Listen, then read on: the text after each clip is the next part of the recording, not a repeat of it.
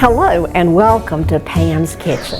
I'm Pam Uten, Family and Consumer Science Extension Agent with NC State Extension in Cabarrus County. I'm so glad you're joining us today. We always love sharing ideas that are quick, easy, and nutritious. These are ideas that busy families or individuals can use to eat healthy at home with minimum preparation. Today we're going to be doing a cheesy chicken pasta. Doesn't that sound perfect for a cool evening or a winter evening? This is definitely a comfort food. I have a slow cooker out already, and it is lined with a slow cooker liner, which makes cleanup very easy. In fact, there's no cleanup practically when you line your slow cooker with the plastic. Also, I have the slow cooker turned to medium. We'll cook it at a medium heat in the slow cooker. We're ready to start this simple recipe, but I want to share that this is from Texas A&M Extension.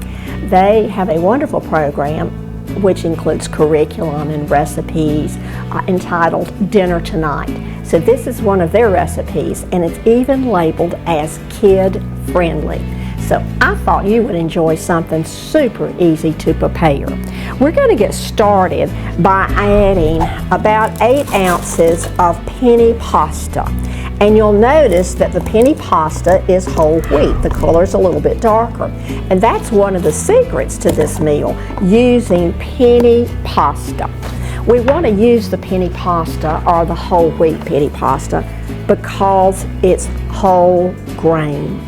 And we can see that on the front label, and also on the back we can see the small yellow postage size stamp that tells us it is whole wheat, whole grain, and it meets the stamp of approval from the Grain Council. So we're using whole wheat. That's an important part of making this comfort food healthy.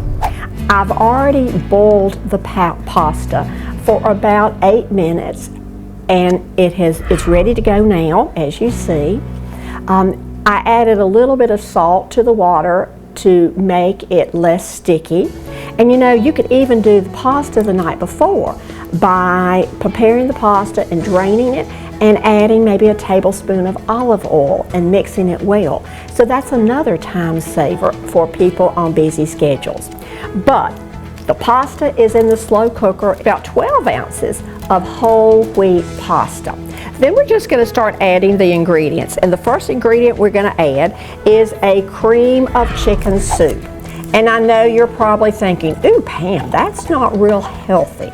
Well, I have selected one that is a healthier choice. It is a little bit lower, or quite a bit lower in fat and sodium. And it's labeled healthy request. So that's a step to make it healthier. The next thing we're going to add is cream of mushroom soup. And again, this one is labeled with 25% less sodium. And that is something that's very important when you're using a canned good like this because it is fairly filled with salt. But this makes it so much healthier by selecting a lower sodium version. That's what we want to do to keep ourselves healthy. The next item we're going to add is, or 10 ounces probably, a traditional little can of diced tomatoes and green chilies. These have not been drained because you see I'm adding some liquid through the recipe. So again, this is 10 ounces of diced tomatoes and green chili. They'll spice things up a little bit, won't they? Our next addition is 1 washed red pepper that has been chopped in advance. You could do this the night before and it would save a lot of preparation time the next morning or the next evening when you come home in a hurry. Next item is 1 green pepper, which has been washed real well and then diced. We're going to add a half of a white onion. This really flavors things, and it's an important part of the slow cooker recipe. So we've got 1 diced tomato in there. 1 diced red pepper, or red pepper, green pepper, and our tomatoes and chili, and the onions. Now we'll add a small can or jar of sliced mushrooms. Doesn't this sound delicious? And we're getting lots of nice flavor there. Now these mushrooms have been drained, so you do want to drain your mushrooms. The next thing we're going to be adding is the star of the show, another star. This is 2 cups of fresh or raw chicken breast that has been cut. Remember, when we're using raw chicken breast, we really want to handle it carefully and handle our counters and hands and utensils carefully. But this is 2 cups of raw chicken breast. And I found that if you buy 2 chicken breasts, 2 large chicken breasts, that's going to take care of what you need. Or if you're buying a package with 4 chicken breasts, use 2 now, freeze the other 2, and you'll be ready for this recipe or ready to enjoy this on another cool evening. Our last thing that we're going to top it with is some mild cheddar cheese, and it's shredded. And we're using lower fat cheddar cheese. Trying to make this a little bit healthier. It is definitely a comfort meal that your family is going to enjoy. We are almost finished. The next task is to stir the ingredients in the slow cooker really well.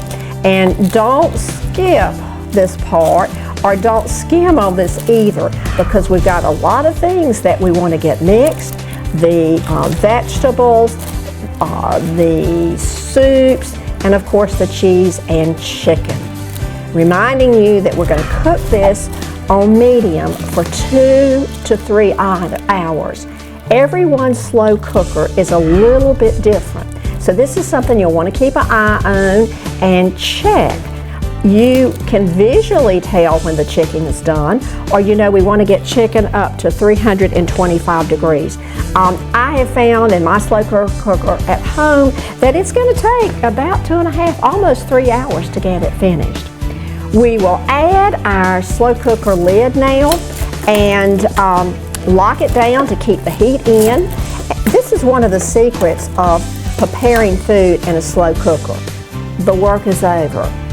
But we have one more thing we want to remember, and that's, let's don't lift the lid and peek. We always want to lift the lid and see how it's doing, but every time we do that, we are letting heat out. So the heat has to build back up in the slow cooker. As it's heating, you'll begin to see moisture on the lid, and that's exactly what you're looking for. So in about 2.5 to 3 hours, you're going to have a comfort meal. This recipe will serve 12. So you've got a meal for the next day, or maybe even the next day after it's heated up. And I've not tried freezing this, but I almost think I could freeze it. We always eat it before it has time to even almost be frozen at our house. Let's see what it looks like though when it's finished. Here is our cheesy chicken pasta.